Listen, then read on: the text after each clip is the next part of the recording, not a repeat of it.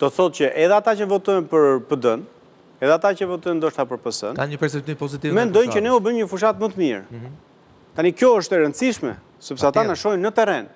Dhe ata janë të pakënaqur edhe në partinë e vet. Do unë besoj që këtu fillon që nga kandidaturat. Por çka kandidaturash po i çojnë partisë, njerëz të cilët vinë, disa janë ne i njohim gjithë se për zullume, disa janë anonim, disa janë nën hetim nga SPAK-u, të dyja partitë kanë personazhe që janë nën hetim nga SPAK-u, që i kanë fut në lista. E dyta, ndërkohë që për shembull se është kriju ky miti, për shembull që Berisha është energjike, ku e gjen energjinë etj etj, ai del marrë felim një orë dhe zhduket. Unë jam për ditë duke shpërndar ftesa në terren. E kam parë kur del Rama, kur del Berisha, ka incidente, del dikush i thotë mos na ecë më këtu, na ke gënjur, na ke vjedhur, na ke bërë. Që është normale deri diku, ë? Jo, dakor, por nuk kanë 35 vjet secili. Pikërisht, pra kanë kaq shumë, kanë zhgënjur, kaq shumë njerëzit sa nuk përballen dot me votuesin. Unë dalë për ditë në rrugë. Nëse kanë zhgënjur njerëzit, por Partia Socialiste e ka të garantuar fitoren e radhës. Zhgënjimi është relativ këtë radhë. Sondazhet kemi parë, sondazhi më i mirë është në 11 maj. Po, e vërtet. Sondazhi më i mirë është 11 maj. Tani, pse? Sepse njerëzit mund të ndryshojnë mendim, sepse ju besoni që nuk i fiton Partia Socialiste këtë zgjedhje? Unë besoj që asnjë parti nuk merr mbi 70 mandate. Mbi 70. Bindja që kam unë, do vërtetojmë mbërë një javë. Kam parashikuar 71 për Partia Socialiste. Kemi kohë për ta verifikuar. Mirë, sepse sondazhet parashikojnë 80, problemi është ka drejtë Endri që ne duhet presim, plus kemi edhe 245.000 vota emigrantë. Unë kam jetuar në Britani gjatë Brexitit. Dhe Britania është një vend shumë i zhvilluar me pamje e sondazheve. Asnjë sondazh nuk e parashikoi Brexitin.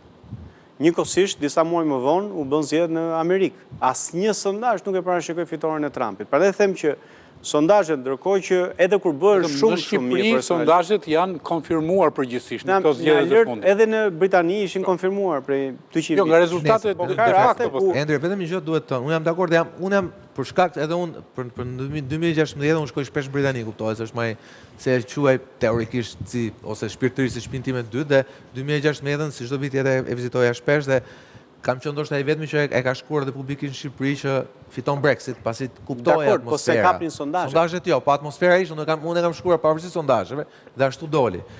Por kësaj radhe, kur ti flet për diferenca, flas për dy partitë e mëdha me dy shifrore, sa do gabim të jenë sondazhet. Ka një problem këtu, ka një problem. Sa do gabim të jenë sondazhet, ka një problem.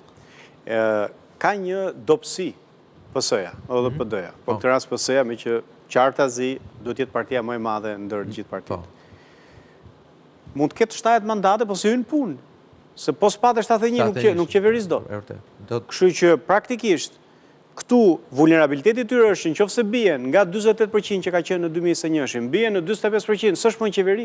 Të paktën s'është monetare. Bëni koalicion me Partinë Socialiste në asnjë rast. Me Edi Ramën, Sali Berishën, Ilir Mentën, ne nuk bëjmë koalicion. Pra, me këto emra. Misioni për cilën kemi hyrë në politikë. Një sekond. I drejtoheni si emra apo si formacione politike? Si emra. Si kartë bigjot. Ja do dali flamuri. Asnjëherë nga këta. Del flamuri, më fal, del flamuri.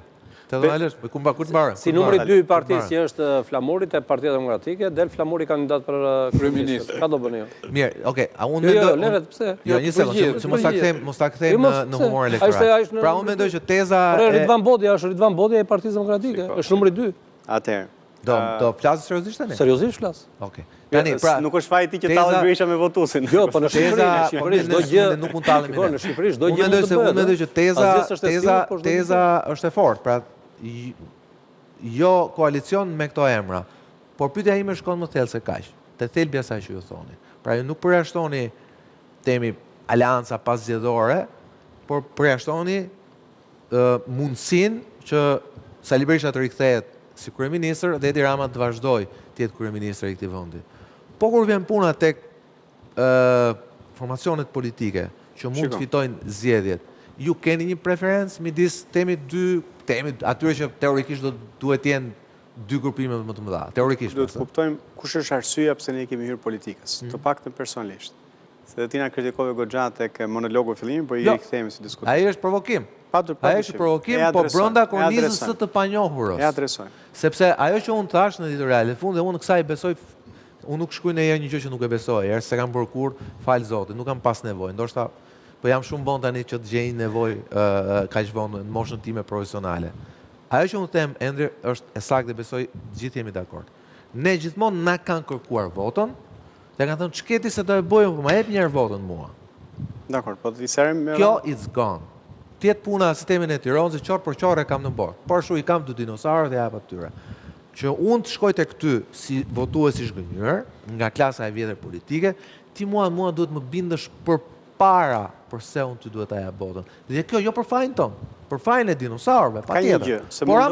Por ama, që që ndodhë? Kur futesh politik, ma përgjithsi? Do i adresoj. Më thonë, shkoj në rrugë dhe më thonë, po na kanë gënjur gjithë, na kanë gënjur gjithë. Në një moment daloj e thashë, kush janë gjithë, mëse këtë vend vetëm 2 veta kanë qeverisë. Pra kur thuat gjithë, ti ke provu 30 vetë, edhe të 30 kanë gënjur. 2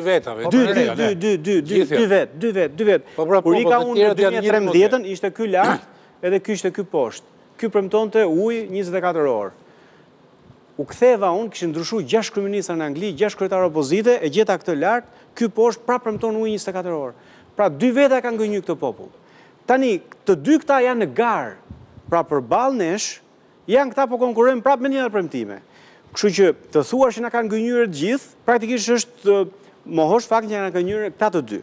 Tani, unë bendoj që ne si të rinj jemi ku e ku më superior sa këta në disa dimensione dhe do t'i rendis. Po si fillim duhet merr me thelbin e argumentit. Dhe të pyetje se unë bëra se ti prap prap e thellove kontrastin, të duhet atari bëj pyetjen.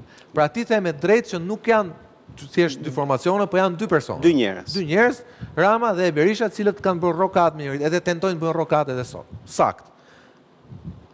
Hishi këta 2 njerëz, me drejt Nura dhe Beko thanë, janë 2 formacione politike që janë bërë këto.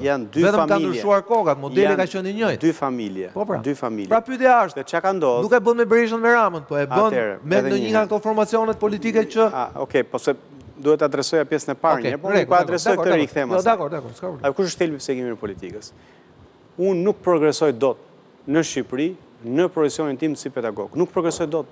Është një rrjet me rimange që përfundon ke këta të dy në universitet. Unë nuk di asnjë universitet në botë që t'i marrin dekanët edhe pedagogët me pranga. Në Shqipëri marrin më vjen spaku mirë me pranga, del kryeministri merr mbrojtje.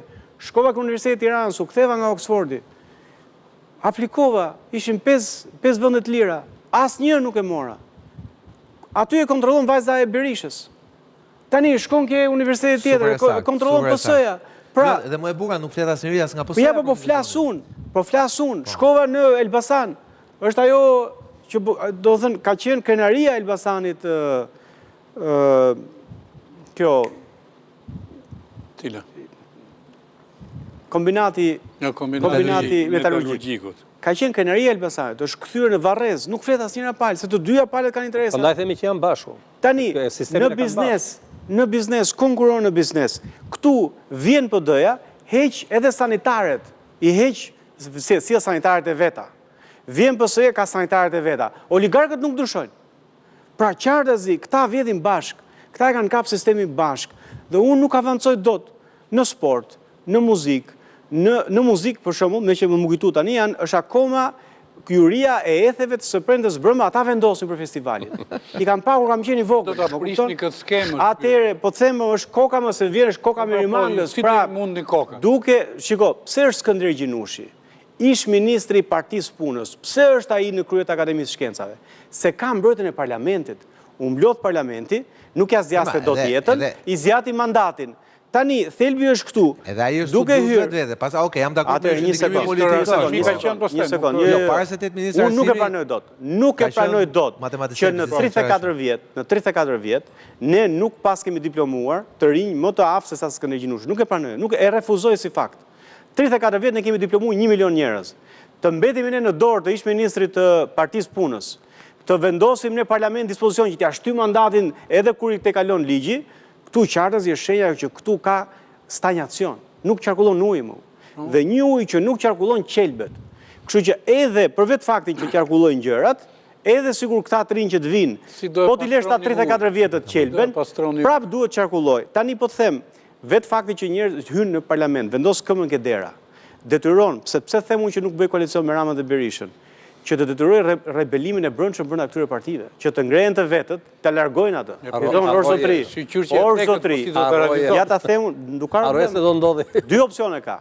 Në qoftë se votuesët ne na japin mjaftueshme mandate por të mos t'i lënë ata të formojnë qeverinë, ato kanë dy opsione. Një, do qeverisin bashk, dhe do jetë një qeveri që do bjerë shumë shpejt, sepse i bie që gjithë kusuret ndërkombëtare që ka Berisha do i mbajë Rama, i bie që do ketë rebelim të brendshëm edhe nga PS-ja edhe nga PD-ja, pra është një qeveri që do bie shpejt. E dyta, ato partitë veta, ca të rinj treja aty brenda që kanë mend në kokë, do bashkohen të formojnë një qeveri teknike, ti largojmë këta. E treta do shkojmë zgjedhje parakoshe. Pra, në çdo rrethan, betejë ime është me këta, dhe pse është me këta, është sepse këta e kanë kap çdo sferë të jetës. Dhe unë detyrohem të shkoj jashtë, ndërkohë që kam vendin tim këtu. Brezi im detyrohet të shkon larg, i kanë lënë prindrit, s'ka ku të sjellë got ujë. E di se sa prindër këtu vdesin vetëm të gjenë mas një javë. Nëse vdesin dhe në Itali. Jo, po Italia po pse më shikoj. Atëherë se e njoh mirë të them unë, atëherë në Britani është një shoqëri e cila vuan vetmin për shkak të kulturës që ajo shoqëri ka. Ka në ministri vetmia ata. Ne si shqiptarë jemi shumë të lidhur. Prindërit shqiptarë rinë gjithkohë së lartë duke pa nipër e mbesa. Problemi është që të rinë shqiptarë nuk është të duan me ikë, janë të detyruar. Janë detyruar të shkojnë atje sepse duhet punojnë edhe për prindrit këtu. Dhe pse bëhet kjo? Për një vilë në Bregdet, për këto sarajt e këtyre që janë po i myken lekët në magazin. Pra ky është thelbi, këtu duhet qarkulloj shoqëria. Dhe nuk qarkullon sepse koka është në parlament dhe koka janë këta të dy. Po të ikin këta një, e dyta, po të futën të rritë në sistem, ta mbaroj, do t'i heqim. Do t'i heqim. Po thate ju Rama ik, tu pa pastaj. Dhe duke hyrë në parlament, duke hyrë ne në parlament, jepet një mesazh në çdo fushë tjetër të jetës që po japim një shans të rinjve. Sepse këtu ka vdek shpresa dhe njerëzit thonë ky vend s'bëhet. Ky vend s'bëhet, trincja dalin, asgjë dhe ka një pesimizëm, ka një stagnacion që në një farë mënyre riprodhon vetveten. Okej. Vetëm një ndërhyrje publicitare Beko dhe menjëherë fjala për ndërhyrjen tënde. Rikthehemi pas pak.